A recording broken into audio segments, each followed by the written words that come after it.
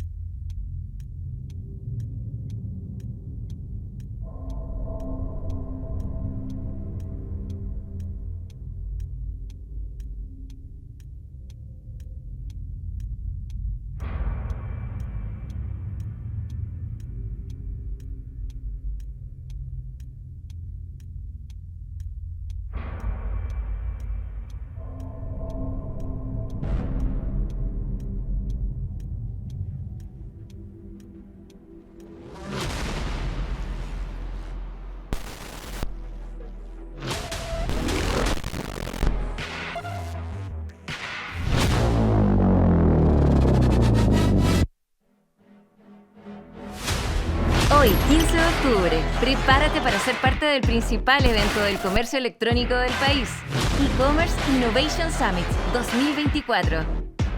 Organizado por la Cámara de Comercio de Santiago y su Comité de Comercio Electrónico. Durante más de 8 horas, expertos nacionales e internacionales nos presentarán las nuevas tendencias y estrategias que están impulsando este fenómeno global. Este 2024, las ventas online representan el 15% de las ventas del comercio.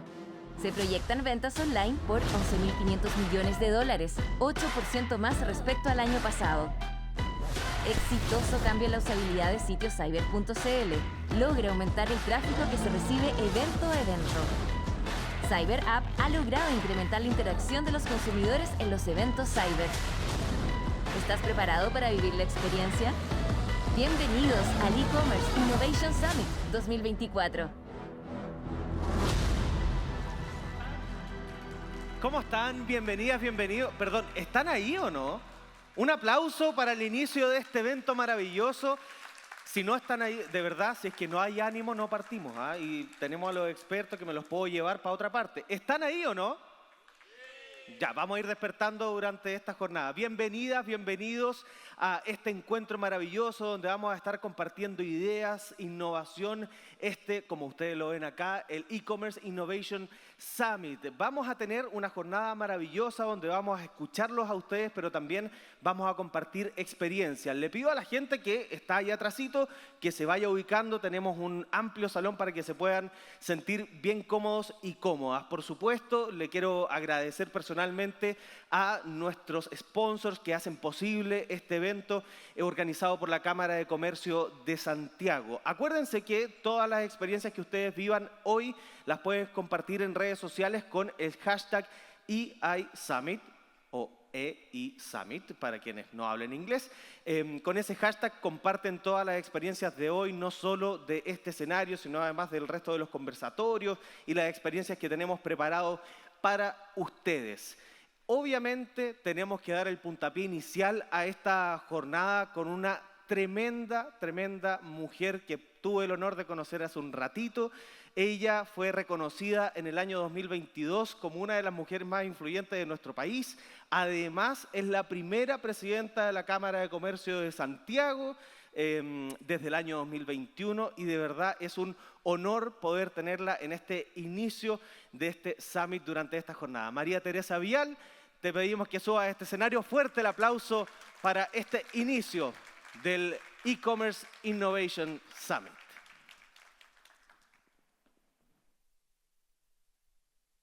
Gracias por esa presentación. Oye, muy buenos días. Como señalaban acá, tenemos más asientos para los que vayan entrando, que los veo ahí varios buscando lugar. Bueno, primero, muy contenta de estar acá. La verdad es que comentábamos en un inicio, esta audiencia tiene una energía especial que a uno también le da una esperanza distinta en nuestro país. Así que muchas gracias por esa energía.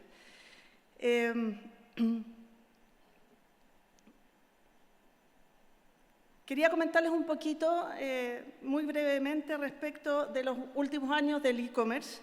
Hemos visto que tuvimos un primer ciclo de crecimiento sostenido alrededor del 30%, 2022, 2023, lamentablemente caímos una caída de más del 15% nominal.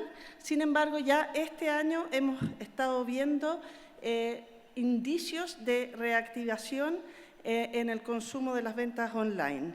Entre enero y agosto de este año hemos registrado un crecimiento acumulado del 4,5%, nominal en bienes, y el último Cyber Monday, que fue muy positivo, los servicios como viajes, como turismo, mostraron incrementos de hasta 40%. Y es verdad que el camino de recuperación es desigual para los distintos sectores, pero de todas maneras tenemos signos contundentes de esta revitalización del comercio electrónico. Más allá de la intensidad de esta recuperación, y que es distinto en las distintas categorías, las perspectivas son bastante alentadoras, porque contamos con consumidores sólidos, empoderados, experimentados ya en comercio electrónico, y una oferta empresarial que se consolida y que se adapta rápidamente, y además contamos con ustedes. Así que esperamos que realmente este nuevo ciclo sea muy, muy contundente. Tenemos también un ecosistema de servicios que nos va a acompañar, y les quería comentar un poquito también del rol de la Cámara, aunque algo apareció en el video. Hemos sido muy activos en el ecosistema, tratando de empujarlo desde el inicio. Hemos habilitado infraestructura de seguridad, tenemos la firma electrónica, hicimos también un código de buenas prácticas, hemos trabajado también la resolución de conflictos con nuestra herramienta de resolución en línea, hoy Resolvit, y queremos acompañarlos en este camino entregando herramientas que permitan hacer su trabajo más fácil. También les quería comentar, es medio confidencial, pero de aquí no va a salir, que hemos iniciado la compra de Árticos, que es una plataforma que va a facilitar, va a ser como un puente a través de los cuales las pymes van a poder hacer sus ventas. La verdad es que la hemos adquirido o estamos en el proceso de adquisición principalmente por el tremendo equipo que tiene esa empresa, y también porque pensamos que va a colaborar de nuevo con herramientas para hacer el comercio electrónico más simple, más fácil.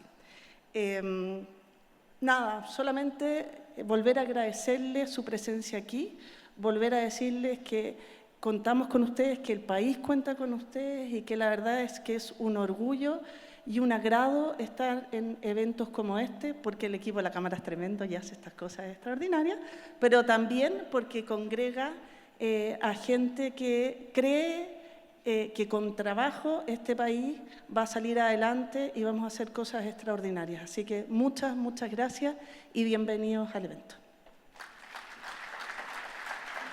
Están paraditos allá, tenemos más sillas al fondo del salón, hay pantallas, esto de verdad es maravilloso para que puedan estar lo más cómodos posible para escuchar a nuestro siguiente invitado. Recuerden que afuera tenemos además traducción simultánea para quien lo necesite. Vamos a invitar ahora al gerente de estudios de la Cámara de Comercio de Santiago, George Lever, quien nos va a compartir sobre tendencias globales y locales del e-commerce.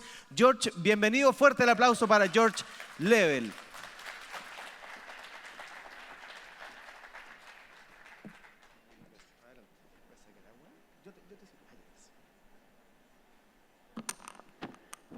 Hola, buen día, ¿cómo están? Bueno, esto debe ser, en el mundo del e-commerce, esto debe ser lo más parecido a subir al escenario después de Paul McCartney, ¿no? Así que no me pifien, por favor. No se porten como el monstruo. Ahí está la presentación. Bueno, yo les voy a bajar un poco a cifras, sobre todo en el caso de nuestro país. En esta segunda versión, la primera la hacemos en el e-commerce day.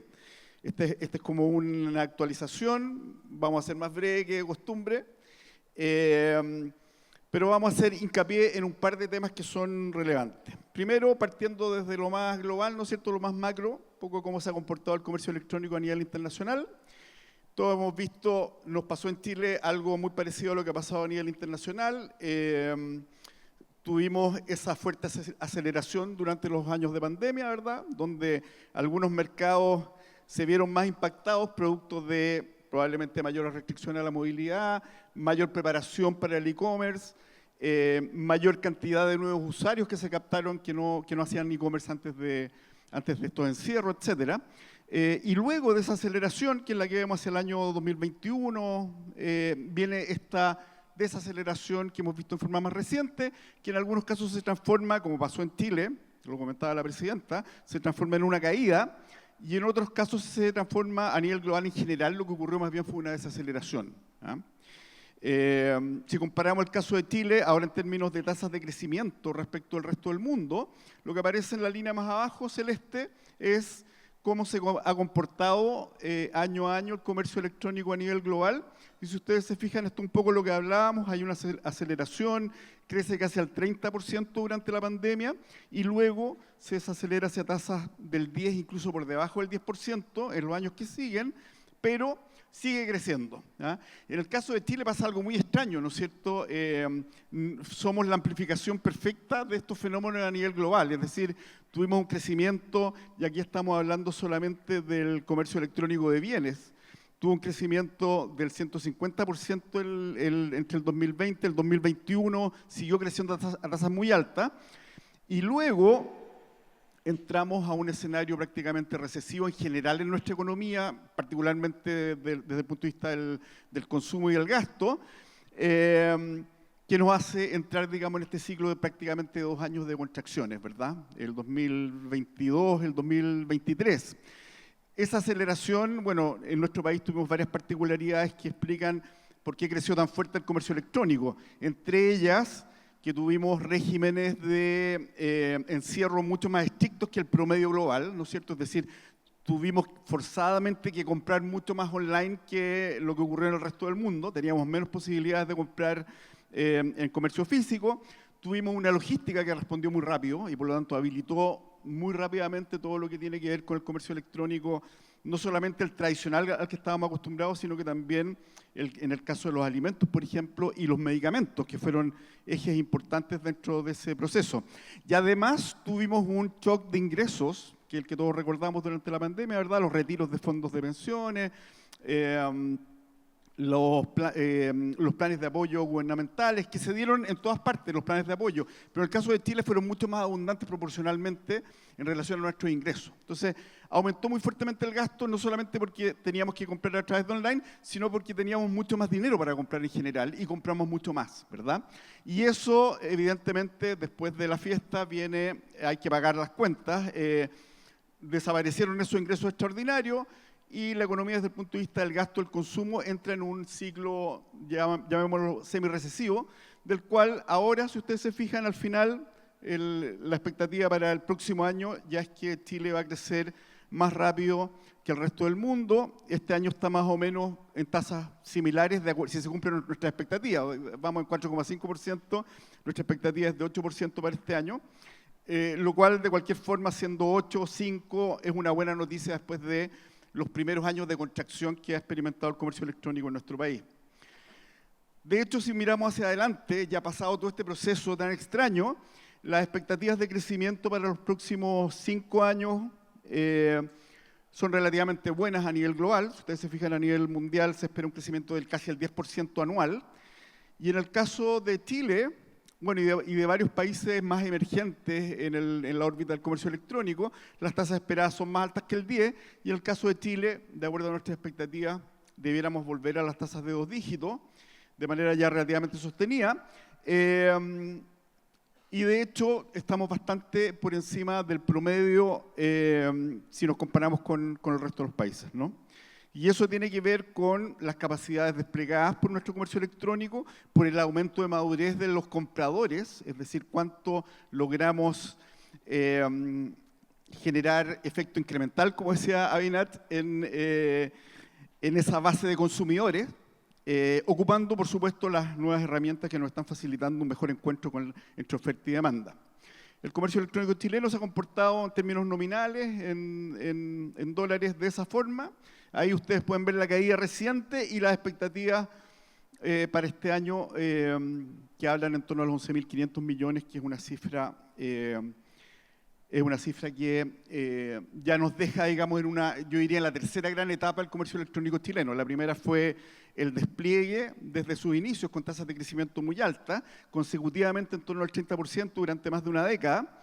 Luego tuvimos la aceleración de la pandemia, la desaceleración post-pandemia, y hoy día estamos entrando a una etapa, yo diría, como de la segunda madurez del comercio electrónico chileno, donde están ocurriendo muchos cambios que son los que efectivamente promueven el alto crecimiento, ¿verdad? Cuando aparece el cambio o aparecen nuevas categorías, por ejemplo, eso viene de la mano con nuevos espacios de crecimiento, y eso explica por qué este tipo de segmentos son capaces de mantener durante un tiempo relativamente largo tasas de crecimiento muy superiores al promedio de la economía. Pensemos que estamos hablando de un crecimiento del 10% para una economía que crece en torno al 2%, es decir, estamos diciendo que este todavía es un sector que crece más rápido que el promedio y que por lo tanto sigue ganando espacio dentro del escenario, ¿verdad? Si comparamos, ya sabemos que los mercados más grandes son, China, Estados Unidos, sin duda, ¿no es cierto? En América Latina, Brasil, México, por tamaño, digamos, India es un mercado muy importante también, en fin. Pero en términos de penetración, nuestro país está relativamente bien ubicado, hizo un crecimiento importante, pasó de tasas del 7, prácticamente duplicó sus tasas de penetración en pandemia, y pese a la caída de los 2 años recientes, es capaz de sostener tasas de 2 dígitos de penetración, que era, recuerden que llegar al 10% hace 5 años atrás era como el gran objetivo histórico del comercio electrónico chileno. Hoy día superamos esa tasa, de hecho, si ustedes se fijan, estamos bastante por encima, o no bastante, pero estamos por encima de varios países que están más desarrollados desde el punto de vista del tamaño de sus mercados, probablemente de la profundidad, del nivel de innovación, etcétera. Pero Chile tiene una tasa de penetración bastante interesante, que se explica por varios de los factores que yo comentaba, y también otro factor muy importante que siempre hay que recordar es el acceso a medio de pago en la población en general, que es un proceso que lleva casi 10 años en nuestro país y que ha permitido distanciarse de la lógica, por ejemplo, de América Latina desde el punto de vista del acceso al financiamiento, ¿no es cierto?, a los medios de pago más bien para poder realizar comercio electrónico. Por lo tanto, en indicadores internacionales estamos relativamente bien, hay espacios de crecimiento importantes. Si comparamos lo que ocurre con el comercio chileno, que aparece ahí en naranjo abajo, sus tasas de variación anuales o mensuales en realidad, y las comparamos con el comercio online, bueno, vemos cómo efectivamente el comercio tuvo una etapa de fuerte crecimiento durante la pandemia, pero de nuevo el comercio electrónico lo amplificó por varias veces, ¿no es cierto? Fue el sector sensible respecto a estos cambios recientes, y luego vemos cómo entramos en ese periodo de recesivo del que hablábamos, que dura prácticamente 2 años, ¿no es cierto?, a partir de mediados del 2022 hasta comienzos de este año, donde las 2 curvas se van a negativo. Y como decíamos, por primera vez la curva azul, el comercio electrónico por primera vez en su historia, experimenta lo que es un ajuste recesivo, ¿ah? Algo que también, dentro de todo, es positivo desde el punto de vista de cómo madura un mercado y cómo aprende un mercado a desarrollarse en escenarios más desafiantes y más complejos, ¿verdad? Hoy día, si ustedes se fijan, la curva, dadas las dimensiones, no se ve con tanta claridad, pero la curva se va levantando durante ya varios trimestres y finalmente, este año, en enero, ya pasamos a cifras azules, ¿verdad?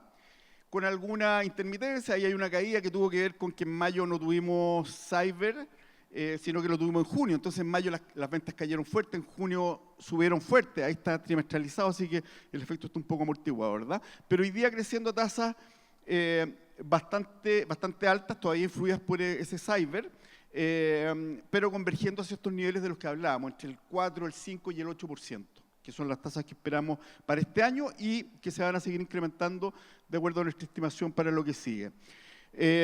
Ya pasado todos estos fenómenos recientes, se ha estabilizado bastante la tasa de compradores online habituales, que está en 66%, es decir, 2/3 de la población habitualmente hace compras a través de comercio electrónico. Hoy día la forma de entender una compra de comercio electrónico es mucho más compleja o completa que lo que era hace años atrás. Hoy día un pedido de supermercado o una comida preparada son compras de comercio electrónico, ¿verdad?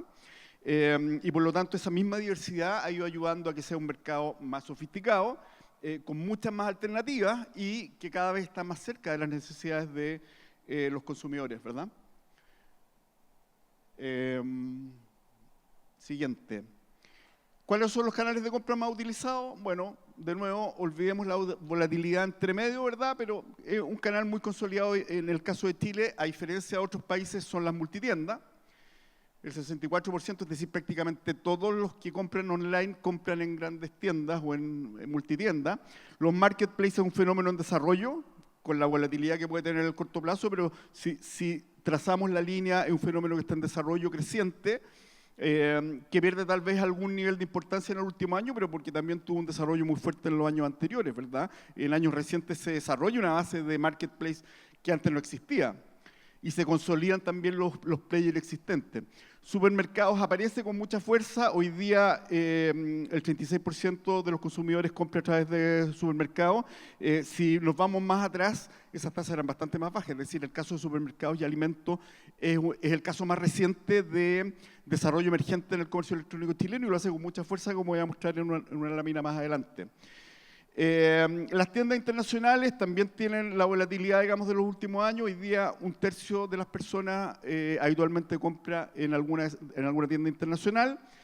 ¿Qué tipo de tiendas? Bueno, China a nivel global ha ido cubriendo un rol de liderazgo importante y ahí aparecen los players más tradicionales. Algunos van cediendo puntos porque aparecen otros emergentes. Por ejemplo, Temu, el caso más interesante, que parte de la nada, digamos, hace un año atrás prácticamente, y hoy día ya tiene 2 dígitos de participación dentro de las compras internacionales. Y si ustedes se fijan de ellos, la mayoría son de la región asiática. ¿Ah? Este es un fenómeno a nivel global también. Los tiempos de inflación, los tiempos de desaceleración económica, disminución de los ingresos, se ha traducido en materia de comercio electrónico que una de las tendencias visibles es que aumenta la importancia de los operadores asiáticos, particularmente China, de bajo costo, ¿verdad? Que además incorporan mucha tecnología para mejorar, por ejemplo, a través de precios dinámicos, mejorar la manera de captar consumidores, ¿verdad?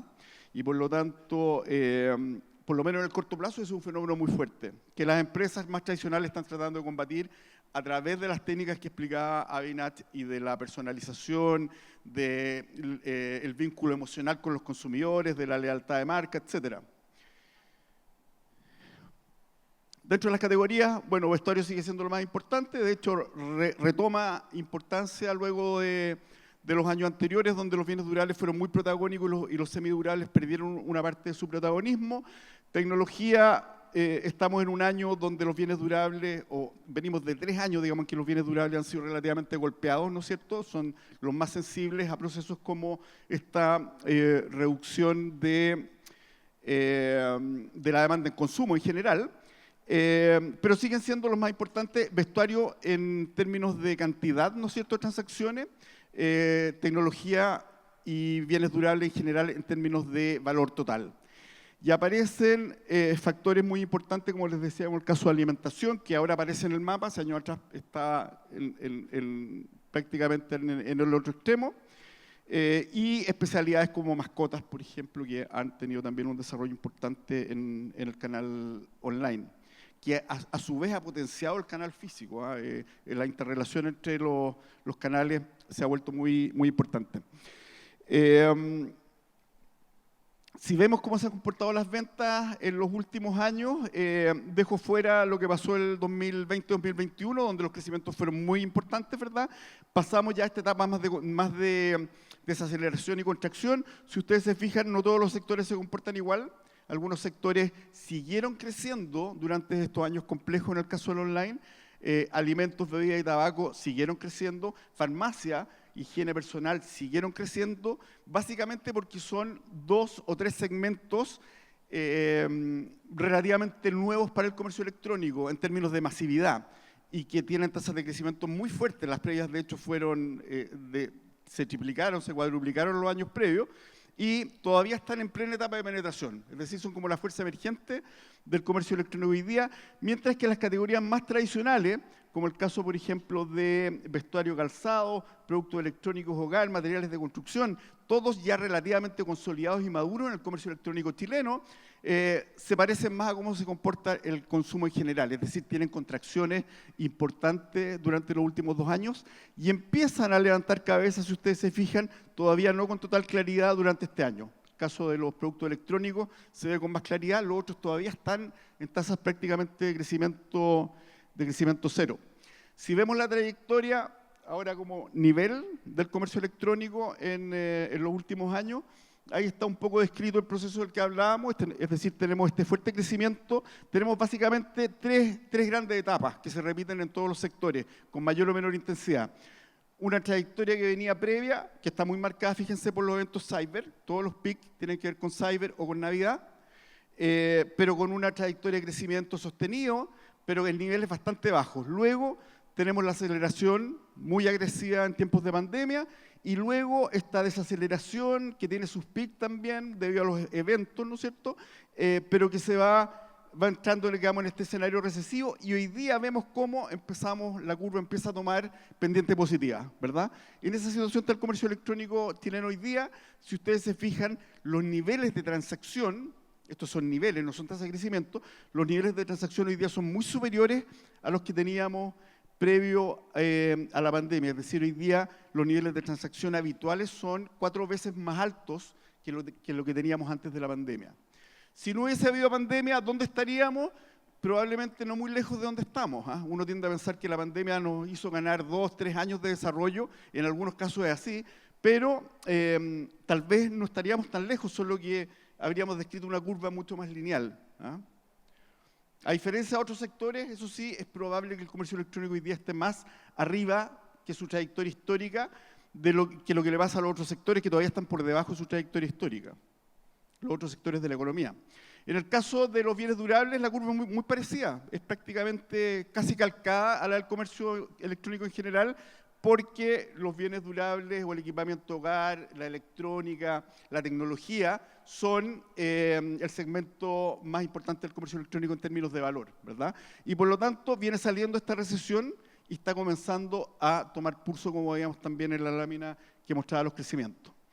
En el caso de los materiales de construcción, pasa la misma trayectoria. Primera etapa, niveles de transacción en torno al índice 100, luego el boom de la pandemia, luego la recesión y hoy día, tercera etapa, o ya cuarta, digamos, estamos levantando cabeza, empezando, por lo menos ya se equilibraron las ventas, no están cayendo, ¿no es cierto? Y van a empezar a crecer ahora.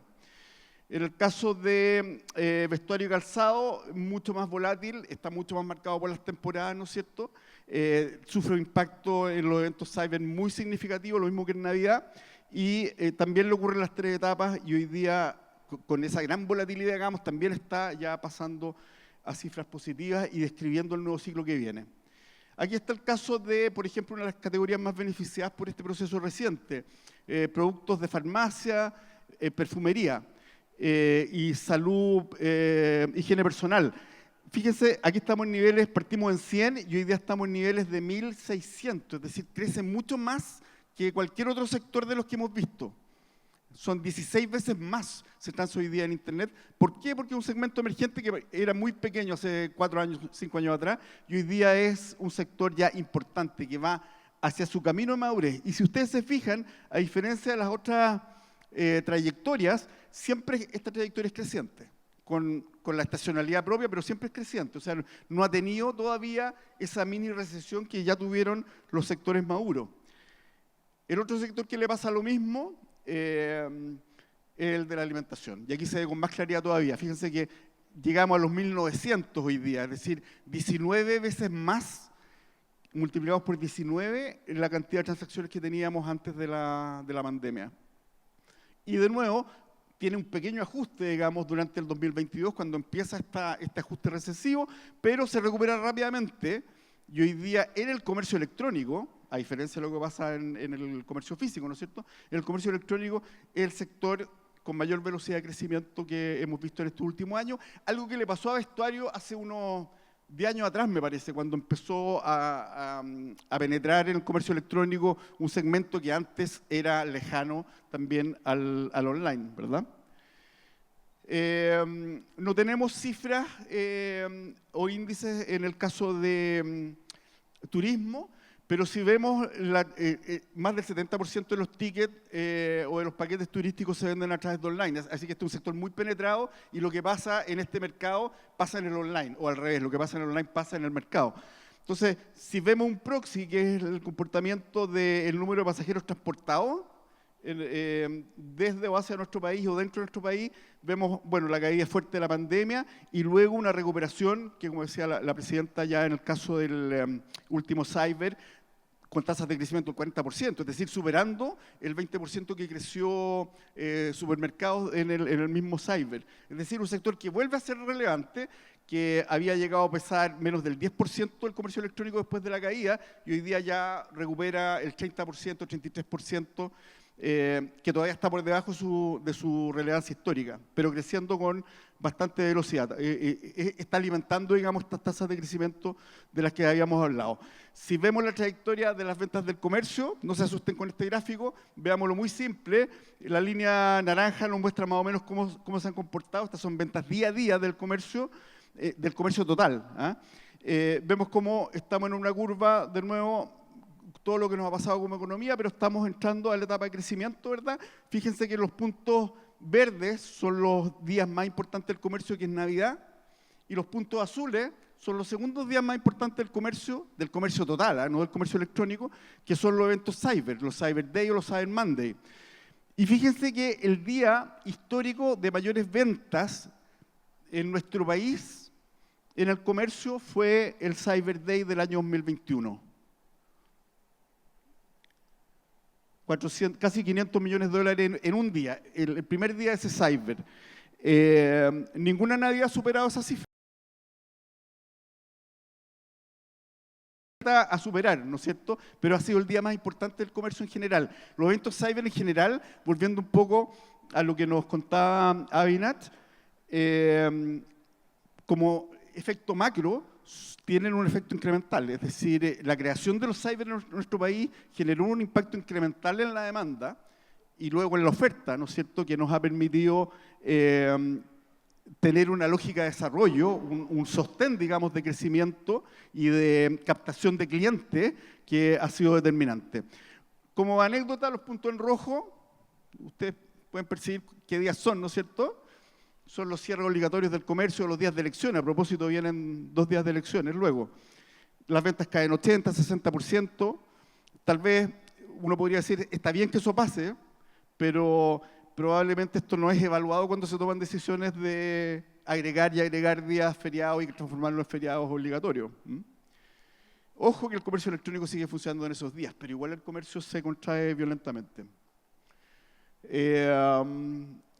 Bueno, siguiendo con la lógica de los cyber, hoy día, durante los días en que ocurren los cyber, la tasa de participación del comercio electrónico sube al 60%. De este 15% normal, sube al 60%. Es decir, es un 60% de todo lo que vende el comercio chileno en esos días ocurre online. O sea, esto no ocurre en ninguna otra parte del mundo. Ni siquiera en China, que tiene tasas de penetración sobre el 50%. Bueno, tal vez en China sí. Bueno, la caída de los precios, sabemos que es el eje de la confianza para que funcionen este tipo de iniciativas. Para terminar, repito la lámina que puse en el primer semestre de las grandes tendencias, para hacer un pequeño recap. Habíamos hablado de que casi todas las tendencias hoy día están vinculadas con inteligencia artificial, ya sea porque el centro de la tendencia de inteligencia artificial o porque se sirven críticamente de inteligencia artificial. Lo que vemos ahora en el nuevo summary de tendencias es que el consumo sostenible sigue siendo muy importante, pero baja en el ranking. Y el que se dispara definitivamente es la personalización por inteligencia artificial, que tiene mucho que ver con todo lo que nos mostró Abinat, ¿verdad? Es decir, cómo logramos mejorar hoy día nuestra relación con el cliente, las tasas de conversión, el nivel de satisfacción, el remarketing, el retargeting, las recomendaciones de productos, de servicios, etc. Algunos ejemplos, hoy día seguimos hablando como muy en abstracto de la inteligencia artificial. Avinat nos ayudó mucho a bajarlo a tierra, pero algunos ejemplos concretos ya, tal vez muy iniciales todavía, de impactos que se han medido o se han documentado en distintos aspectos relativos al uso de inteligencia artificial.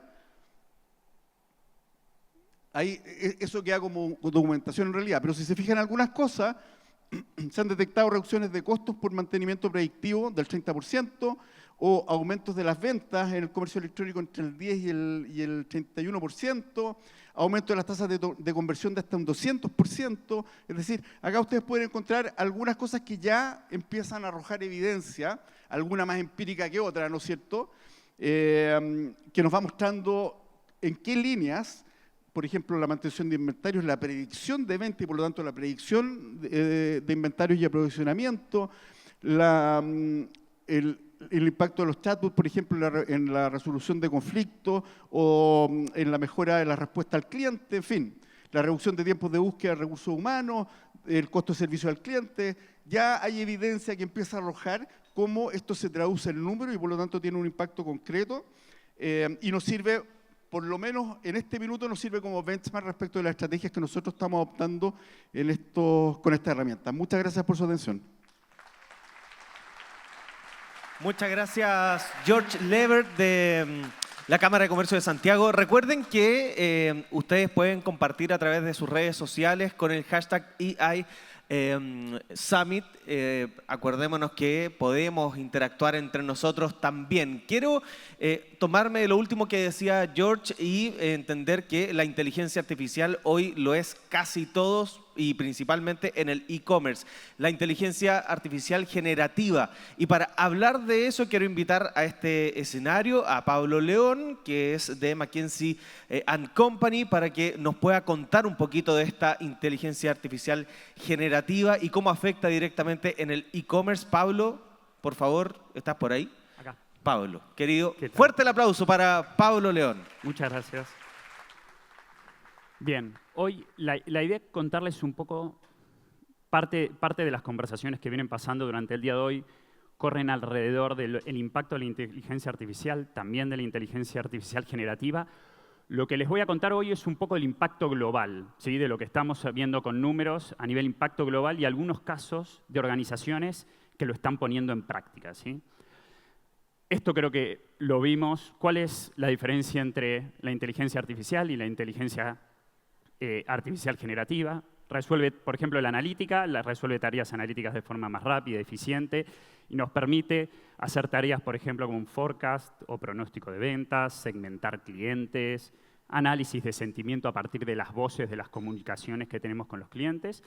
Y por el otro lado está la inteligencia artificial generativa, que lo que permite es crear nuevo contenido a la par nuestra, a la par de los humanos, o mejorar el que nosotros de alguna manera ya estamos desarrollando. Algunos ejemplos concretos: diseño, copies de marketing o generación de código. Ahora, cuando hablamos cuál es el impacto que va a tener en nuestra vida, ¿sí?, como personas, el 80% de la población mundial puede tener al menos 10%, ¿sí?, de las tareas que van a estar impactadas por la inteligencia artificial generativa. Una de cada 5, 19-20% de la población mundial puede tener al menos el 50% de sus tareas impactadas. O sea, ese número es gigante. Piensen, una de cada 5 personas que estamos de alguna manera aquí hoy. Y el 50% de las tareas también podrían realizarse mucho más rápido y con mucho mayor nivel de calidad utilizando soluciones de inteligencia artificial generativa. O sea, el impacto en la vida que estamos viendo y que vamos a ver es de dimensiones probablemente no vistas desde la revolución industrial de hace más de un siglo. Ahora, cuando hablamos de en valor, ¿sí?, ¿de cuánto realmente estamos hablando en valor de que el impacto de la inteligencia artificial generativa va a tener en nuestras vidas? Estamos hablando de 4.4 trillones, esto está en dólares, de valor. Esto, para que se den una idea, es el tamaño hoy de la economía alemana, que es la cuarta economía a nivel mundial. O sea, el impacto es realmente muy, muy grande. Y cuando decimos, bueno, desde una perspectiva funcional, ¿dónde va a impactar?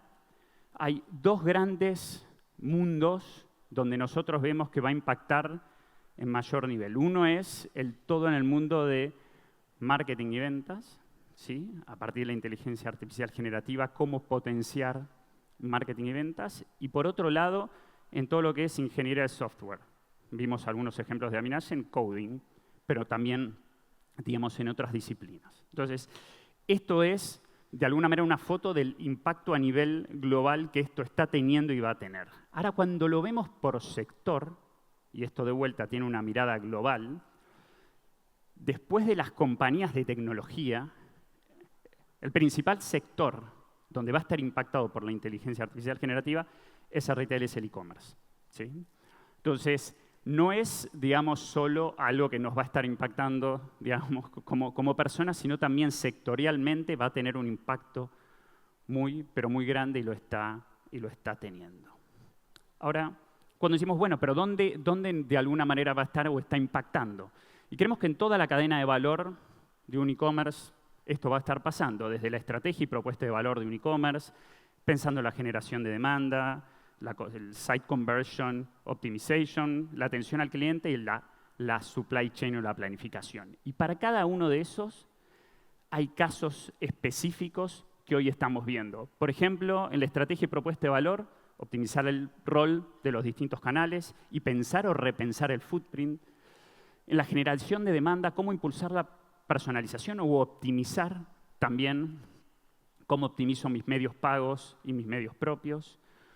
En el Site and Conversion Optimization, mejorar el PDP, mejorar el motor de recomendaciones, y ahora vamos a ver ejemplos de cómo algunas empresas están mejorando esos motores de recomendaciones, o acelerar los tiempos de desarrollo, esa parte que víamos de coding. En atención al cliente está claro con el tema de los chatbots, y eso hemos escuchado mucho, y todo lo que tiene que ver con supply chain y planificación, sí poder tener mucha mayor precisión en los modelos de estimación de demanda.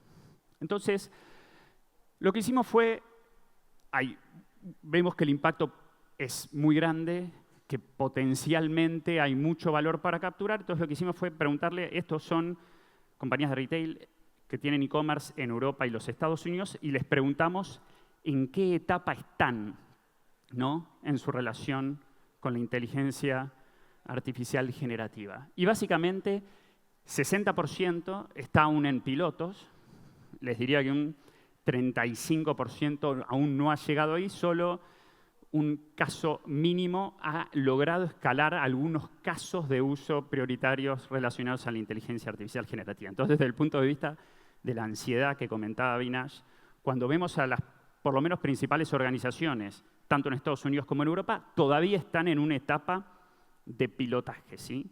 No es que han logrado escalar a gran nivel, pero sí lo que están declarando, 2/3, es que 2/3 de esas compañías van a estar aumentando significativamente sus presupuestos pensando en invertir en la inteligencia artificial generativa hacia adelante. Entonces, de vuelta, el mensaje es, están todavía muchos en una etapa preliminar e incipiente, pero sí con una vista hacia adelante de poder incrementar ese impacto.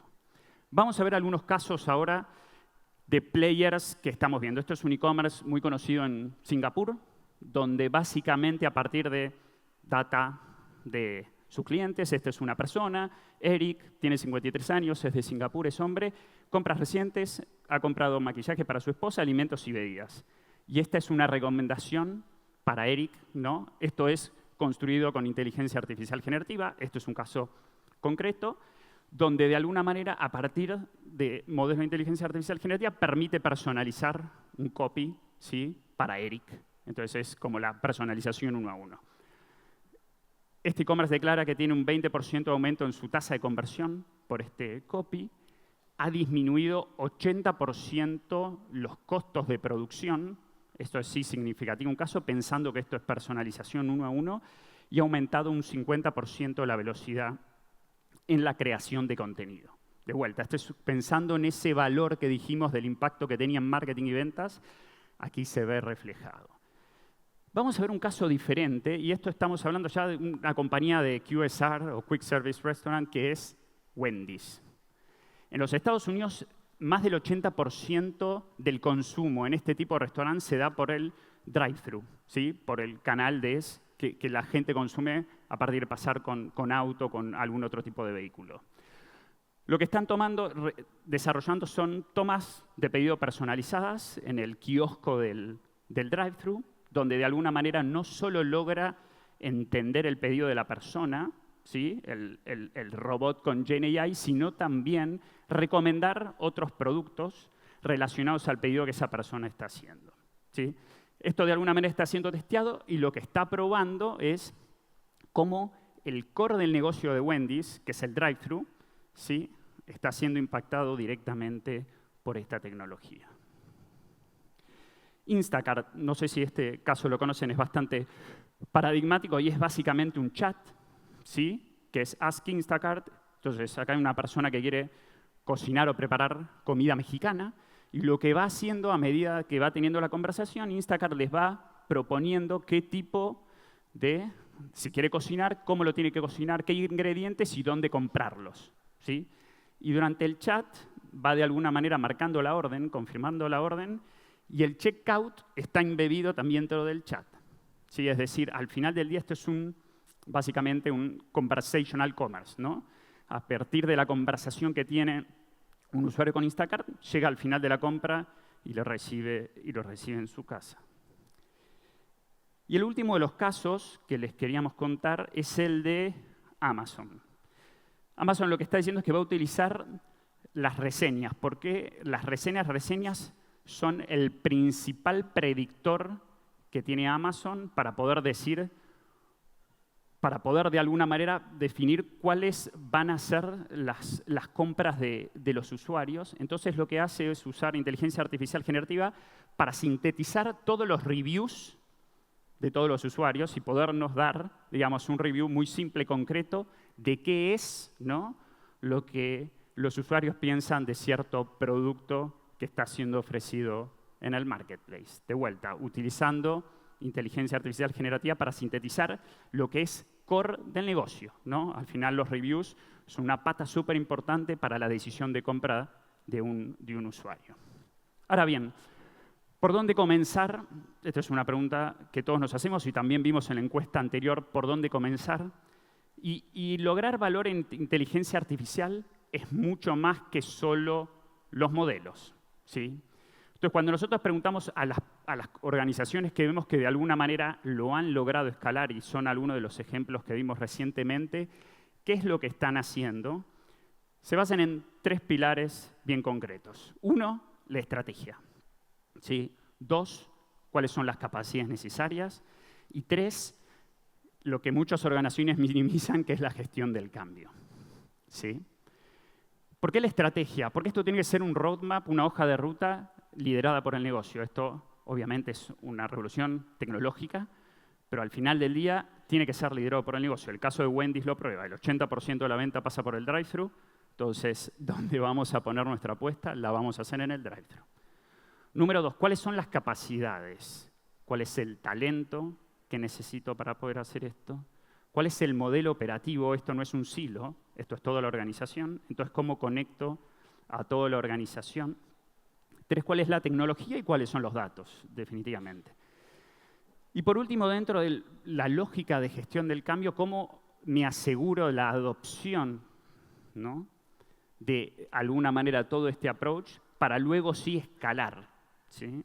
Entonces, es toda una lógica, de alguna manera, que está centrada y embebida en el negocio. Por eso nuestra recomendación es probar, ¿no?, empezar, equivocarse, pero de alguna manera que tener una estrategia centrada en el negocio, en lo que realmente defina qué es importante para el negocio.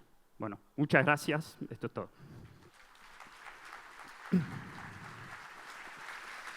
Muchas gracias, querido Pablo. Aparte de la inteligencia artificial, por supuesto, en el e-commerce necesitamos ser creativos o creativas. Y de inmediato quiero invitar a este escenario a la empresa Meta, que está representada hoy por Alina Salas, justamente para escuchar su exposición sobre cómo ser creativos o creativas. ¿Está por ahí Alina o no? ¿Sí? ¿Viene? Bueno, en algún momento va a venir. ¿Lo están pasando bien o no? ¿Sí? Acuérdense que al final de este summit hay un auto 0 kilómetros para alguno de ustedes. No, mentira. Era solo para que despertaran. Sí, Alina, ahí está. Fuerte el aplauso para Alina Salas de Meta. Hola, Alina. ¿Se escucha bien? Sí, ahí va. Bueno, buenos días a todos. Está un poco laberíntico el camino, así que tardé un poquito más de lo que pensaba. Muchas gracias a todos por estar hoy acá. Les agradezco muchísimo por haberme invitado, por haber invitado a Meta a que participemos de este gran evento y espero que estén aprovechando muchísimo todos los contenidos que todos los expositores trajeron para compartir con ustedes. Bien, mi nombre es Alina Salas, vengo directamente de la oficina de Meta en Buenos Aires, en Argentina. Es un placer acompañarlos hoy. Y les quiero contar que, como anticipó recién nuestro host, el eje de los temas que quiero contarles hoy es la creatividad, ¿sí? Yo quiero que hoy ustedes le puedan dar a la creatividad la importancia, el rol que merece en una buena estrategia de marketing digital, ¿sí? El contenido, el título que elegí para este contenido es el que vemos acá, Creative is the New Targeting. Suena muy lindo en inglés. En español sería algo así como que la creatividad es la nueva manera de segmentar audiencias, ¿sí? ¿Qué significa esto, no? Traduzcamos esto un poco al vocabulario de todos los días en el marketing. Y esto tiene que ver con cómo hoy nuestro sistema de entrega en Meta, nuestro sistema de entrega de anuncios, cómo elige a qué persona dentro de toda la audiencia le va a mostrar sus anuncios, ¿sí? Y esto un poco va en contraposición a cómo trabajábamos la segmentación de audiencias hace no muchos años atrás, cuando el diferencial del marketing digital y de Meta en particular era que ustedes como negocios, como marcas, podían elegir muy específicamente a qué personas querían entregarle sus anuncios, ¿sí? Una marca podía decir, por ejemplo, quiero entregarle estos anuncios a mujeres de entre 20 y 30 años que viven en zonas urbanas y que les gustan los deportes al aire libre, ¿sí? Podíamos ser muy específicos. Hoy en día, por cómo funcionan nuestros sistemas y por la inteligencia artificial sobre todo, ese acercamiento no sería el mejor, no sería la mejor práctica, sino que hoy lo que nosotros recomendamos es que ustedes puedan ir a audiencias amplias, ¿sí? No hipersegmentar, y dejar a que este sistema de entrega pueda definir cuál es la persona dentro de todo ese universo de personas que tiene más posibilidades de querer comprar su producto. ¿Cómo sabe eso nuestro sistema? Por toda la información que tiene, ¿sí? Por los comportamientos de los usuarios, por cómo los usuarios interactúan, ¿sí? Por lo que les gusta, lo que no les gusta. Y eso es lo que va a definir quién es la persona con más probabilidades de traer un valor agregado para su negocio. ¿Cómo hacemos para que ustedes puedan segmentar desde la creatividad? Bueno, acá hay un elemento clave y es la diferenciación creativa, ¿sí? Tener diferentes anuncios, diferentes contenidos muy variados entre sí, les va a permitir a ustedes tener siempre un contenido para cada grupo de personas, ¿sí? Si nosotros mantenemos un estilo de anuncios, un contenido, una creatividad que siempre es la misma, probablemente vamos a estar llegando siempre a los mismos grupos de personas. Si variamos, si iteramos esos contenidos, si tenemos diferenciación creativa, vamos a poder romper ese alcance y llegar a nuevas audiencias, ¿sí? Con esa variedad de contenidos. Esta práctica de tener diferenciación creativa puede generar en promedio un 32% de eficiencia incremental y un 9% de alcance incremental. Y aquí hay un dato importante, ¿sí? Con 4 exposiciones repetidas, la probabilidad asociada de una conversión se reduce en aproximadamente 45%. Esto es un tema que nosotros vinculamos mucho con lo que llamamos fatiga creativa, que es cuando una misma persona ve un mismo anuncio muchas veces, ¿sí? ¿Qué es lo que pasa? Se termina encareciendo el CPA, se termina encareciendo el CPC. ¿Por qué? Porque las probabilidades de que esa persona convierta después de tantas exposiciones es cada vez menor. Acá hay un mito que nosotros vemos que dice que se cree que hay una cantidad ideal de veces que un consumidor debería ver un anuncio para maximizar el rendimiento. Y eso no es así, ¿sí? La realidad es que generalmente vemos esta disminución que les comentaba a partir de las repetidas visualizaciones de un mismo contenido. Y acá es donde cobra mucha importancia la relevancia, ¿sí? Que un contenido pueda ser relevante para la persona que lo va a ver, ¿sí? ¿Por qué? Porque en digital en general estamos expuestos a, podríamos decir, infinitos estímulos, ¿sí? Son muchas las cosas que vemos en el día a día, sin embargo, nuestra atención es limitada. Entonces, frente a contenidos ilimitados y una atención limitada, entra la relevancia como protagonistas y tenemos que ser relevantes con el mensaje o la creatividad que le mostramos a las personas, ¿sí? Ahí es donde ustedes van a poder hacer la diferencia y lograr que las personas se interesen en lo que ustedes tienen para decirles, ¿sí? Datos que complementan esto que les acabo de contar. 2 de cada 3 compradores online están de acuerdo con que en social media están más propensos a experimentar nuevas marcas y productos, ¿sí? Y por otro lado, el 68% de los compradores nos dicen que quieren que sus experiencias de compra sean personalizadas. Entonces, las personas están dispuestas a descubrir nuevas marcas y productos, pero a costa de que esos descubrimientos les traigan a ellos experiencias relevantes, que les aporten valor, ¿sí? ¿Cómo logramos esto? Acá hay una barrera que tenemos que romper, y es dejar de centrarnos únicamente en aquellas personas que ya tienen un interés marcado en su producto, que ya quieren comprar su producto, e ir a la oportunidad enorme que tenemos delante, que es irnos a las audiencias no exploradas, ¿sí? En lugar de quedarnos con los que ya tienen interés, generar interés en los que aún no conocen tu marca o tu producto, ¿sí? Es generar ese descubrimiento en este entorno de consumo de contenidos. ¿Cómo pueden hacer ustedes para lograr que las personas descubran sus marcas y ser relevantes? Bueno, tratando de conectar con las experiencias de las personas, ¿sí? Con lo que les pasa, con lo que les resulta relevante, con lo que les importa, ¿sí? Que las personas se sientan identificadas cuando están expuestos a sus contenidos. Y acá es el cambio de mindset, ¿no? Que ustedes puedan dejar de ver únicamente aquello que quieren contar para empezar a decir lo que a la gente le importa, ¿sí? Aquello que las personas quieren escuchar de ustedes, lo que les preocupa, ¿sí? Probablemente haya alguna persona que cuando ve un anuncio de una actividad determinada al aire libre, no se sienta tan atraída por eso, pero habrá otro grupo de personas que sí. Entonces hay que encontrar qué es lo que les interesa a las audiencias en base a lo que sus productos o servicios les pueden ofrecer. Y esto está muy conectado con lo que motiva a las personas a que decidan comprar un producto. Si hay tantas personas como intereses disponibles, entonces lo importante es identificar esos motivadores para poder conectarlos con lo que ustedes pueden ofrecerles a través de sus productos o servicios.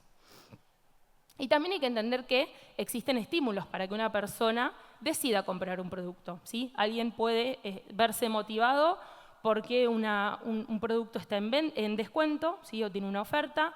A otra persona la puede motivar que ese producto sea la última tendencia en la moda, y a otro le puede interesar que ese producto sea único, ¿sí? Único para ella. Todo eso es lo que a ustedes les va a dar la posibilidad de tener la diferenciación creativa que mencionaba al momento. Les quiero dejar 3 palancas o 3 tips para que ustedes puedan trabajar la diversidad creativa en sus estrategias de marketing digital. La primera palanca es diversificar desde el mensaje. La segunda es diversificar desde el contenido visual. Y la tercera es diversificar desde los formatos y las ubicaciones. Vamos a profundizar en cada una de estas para que puedan llevarse ejemplos bien concretos. Diversificar desde los mensajes, ¿sí? Es la posibilidad de que ustedes puedan mandar al frente en sus anuncios mensajes bien diferentes entre sí, ¿sí? Acá tenemos un ejemplo de un producto, una bebida, donde en un anuncio se habla del envío gratuito, en otro anuncio se habla de la variedad de sabores y en otro se habla de que sus ingredientes son orgánicos, ¿sí? Pensemos en un escenario donde este anunciante solo hubiera creado el primer anuncio, ¿sí? Donde habla del envío gratuito. todos sus anuncios hablaban de envío gratuito. Probablemente ese anunciante hubiera ganado únicamente las subastas de las personas a las que les interesa comprar un producto con envío gratuito, ¿sí? Quizá había personas que les interesaba comprar el producto porque era orgánico, pero si ellos no tenían ese anuncio disponible, esa subasta no la hubieran ganado. Entonces, a mayor diversidad de mensajes, más posibilidades de ganar subastas, más posibilidades de llegar a más personas, y eso se va a traducir en mejores costos y mejores resultados para su negocio. Bien.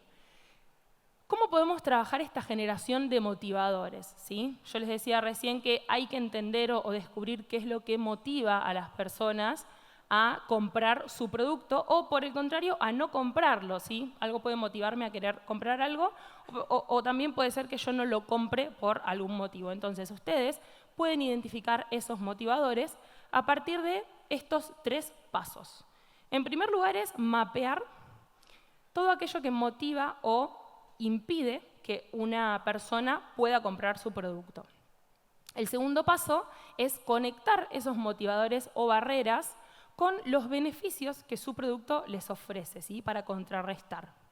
Y el tercer paso es poder bajar esa conexión, ese mensaje, a los distintos creativos, a los distintos anuncios, para poder implementarlos en la plataforma.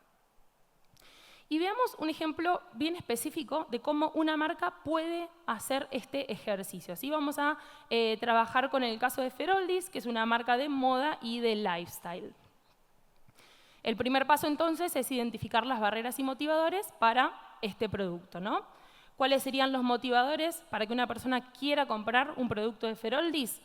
Querer estar siempre a la moda, amar el fast fashion y vestirse con las últimas tendencias, querer explorar nuevos diseños y querer aprovechar un buen descuento, ¿sí? Esos son los motivadores que esta marca identificó. Y luego tenemos barreras, ¿sí? No creo que esa marca sea de mi estilo, parece muy caro e inaccesible, y no creo que Feroldis tenga algo para mí, ¿sí? Entonces, primer paso, identificamos los motivadores y las barreras. Segundo paso, mapeamos cada uno de esos motivadores y barreras con lo que su producto puede ofrecer para contrarrestar ese motivador o esa barrera, ¿sí? Por ejemplo, para la barrera, no creo que esa marca sea de mi estilo, Feroldis lo que dice es que tienen algo para todas las personas y todos los gustos, ¿sí? Es llevar al frente ese mensaje que puede despertar esa intención en la persona. Con este mapeo de barreras, de motivadores y de beneficios, lo que hace Feroldis es bajar todo esto a distintas piezas creativas. ¿Sí? Crean los anuncios donde tienen estos mensajes, estos calls to action y obviamente siempre respetando esta recomendación de que haya diferenciación y variedad. Entonces, los distintos anuncios van a estar creados en base a los distintos motivadores, barreras y beneficios.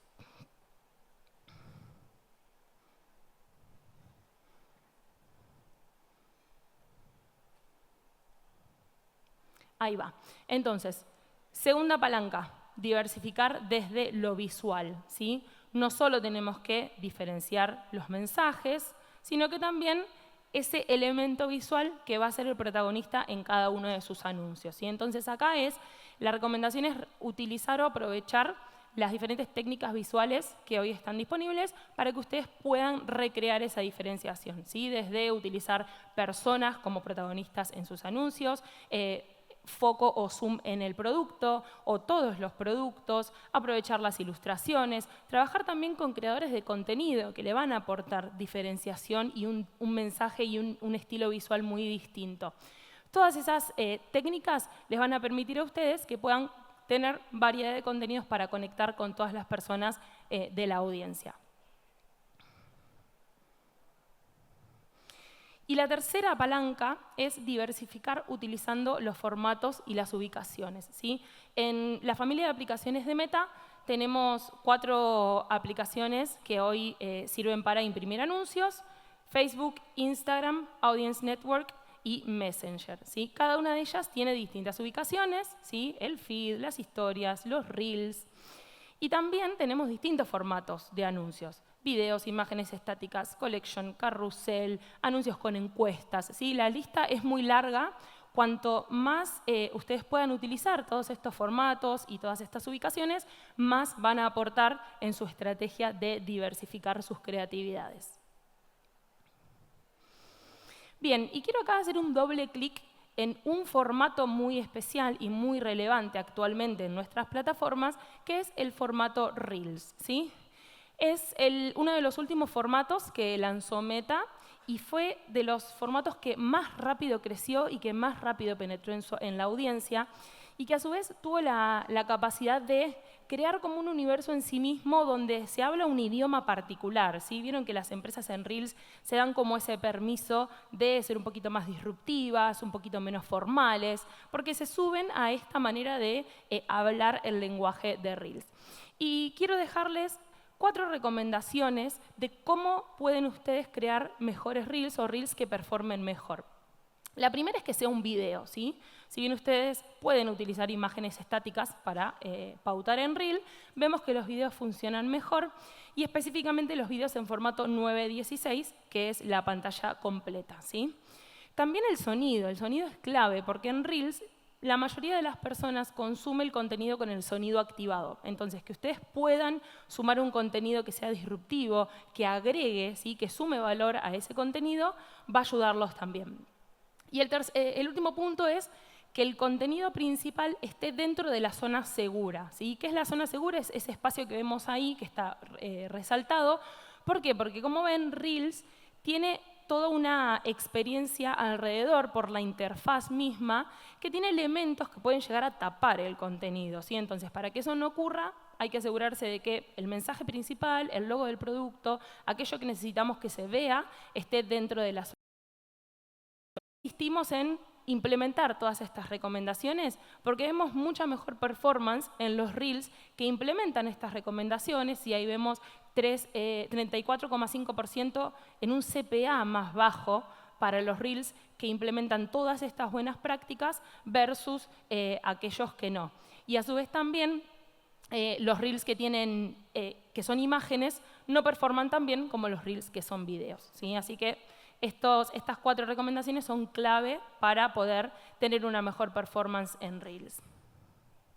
Entonces, para cerrar, ¿sí? Hablamos de creatividad, hablamos de la recomendación de que puedan tener diversidad creativa en sus estrategias para poder tener una mejor performance. ¿Cuáles son esos 3 principios clave para poder diferenciar sus creativos? En primer lugar, diversificar desde los mensajes. En segundo lugar, diversificar desde los elementos visuales. Y en tercer lugar, diversificar desde las ubicaciones y desde los distintos formatos que tenemos disponibles en la plataforma. Así que con eso me despido. Les agradezco mucho a todos por su tiempo, por estar ahí acá, por recibirme y espero haber aportado en sus estrategias de marketing y a seguir trabajando en la creatividad. Muchas gracias. Muchas gracias, Alina. Fuerte el aplauso nuevamente para Alina de Meta, Alina Salas. Yo les quiero proponer algo. Tomémonos unos 15 minutitos de break. Pueden salir, tomar agüita. Y nos encontramos nuevamente en 15 minutitos para seguir con exposiciones de Google, de Walmart y mucho más en este E-Commerce Innovation Summit.